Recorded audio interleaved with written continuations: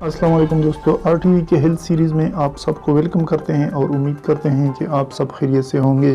दोस्तों, heat stroke से बचने के लिए शहरियों को क्या करना चाहिए और हीट स्ट्रोक होने की सूरत में मुतासिर शख्स को कैसा तिब्बी इमदाद देना चाहिए, ये दो बुनियादी चीज़ें हैं जिसका इल्म हर शहरी को होना चाहिए। डॉक्टर्स और तिब्बी माहिरीन के मुताबिक सबसे पहले हीट स्ट्रोक या लू लगने की वजूहात जान लें जो इसका खतरा बढ़ा देती हैं, जिसमें जिस्म में पानी की कमी, गर्म और खुश्क मौसम, गर्म मौसम में सख्त मुशक्क़त या वर्जिश और धूप में बराह रास्त बहुत ज़्यादा घूमना शामिल है।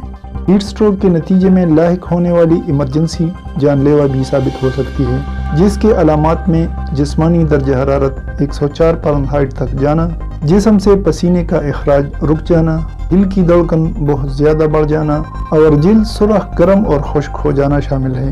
याद रखें, बच्चों और 50 साल से ज़ायद उम्र के लोगों को हीट स्ट्रोक का खतरा ज़्यादा होता है। किसी को हीट स्ट्रोक होने की सूरत में सबसे पहले एम्बुलेंस को तलब किया जाए और एम्बुलेंस आने और हस्पताल पहुंचने तक मुतासिरा शख्स का खास ख्याल रखें। मरीज को फर्श पर लेटा दें और इसके पैर किसी ऊंची चीज़ पर रखें ताकि दिल की तरफ खून का बहाव बढ़ जाए। मरीज के कपड़ों को ढीला कर दें। मरीज को पंखे के सामने रखें। मरीज पर ठंडे पानी का स्प्रे करें। इस तरह मरीज की हालत मज़ीद बिगड़ने से बच सकती है और बरवक़्त तिब्बी इमदाद देने से मरीज की जान भी बच सकती है। लेकिन अगर आप इन सब मुश्किलात से बचना चाहते हैं तो ज़्यादा से ज़्यादा एहतियात करें और ख़ुद और अपने ख़ानदान वालों को इन एहतियाती तदाबीर से आगाह रखें।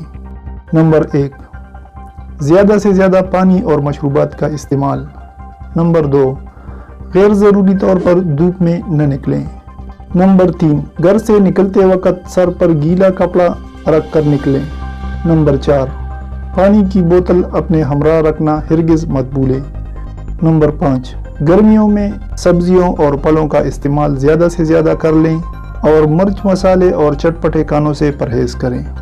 दोस्तों, ये तमाम मालूमात आपके लिए बेहद मुफीद साबित हो सकती हैं, तो इस मालूमात को ज़्यादा से ज़्यादा शेयर करें और अगर वीडियो अच्छी लगे तो लाइक ज़रूर कर लें।